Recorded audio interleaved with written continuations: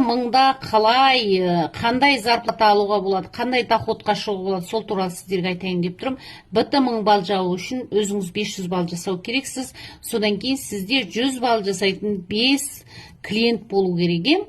Өзіңіз 500 балл жасайсыз. 500 балл дегеніміз бізде 1 балл 280 теңге. Сонда 500 балыңыз 140 мың теңге болады. Сізге 25% кэшбек түседі 35 мың теңге. Ал енді мынау 100 балдан жасап отырған 5 клиентіңізден сізге не түседі? Бұл клиенттер өздері 15% алады.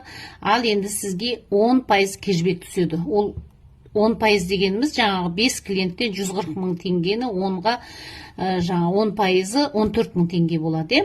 Ал енді сіз мына БТ 1000 балл дегенде компания сізге 12% төлейді.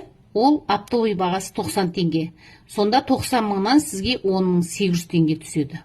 Ал енді өзіңіз 500 балл жауып отырсаңыз, мына жерде оның ішіне сіздің 200 балыңыз кіреді.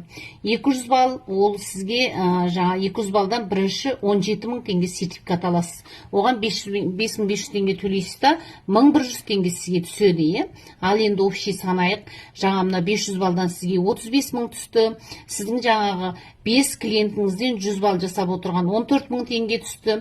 Сіздің общий 1000 балл оборотыңыздан 12% 10.800 теңге түсті. Мына жерде клуб 200-іңізден 11500 теңге түсті. Сонымен сіз 71300 теңге аласыз.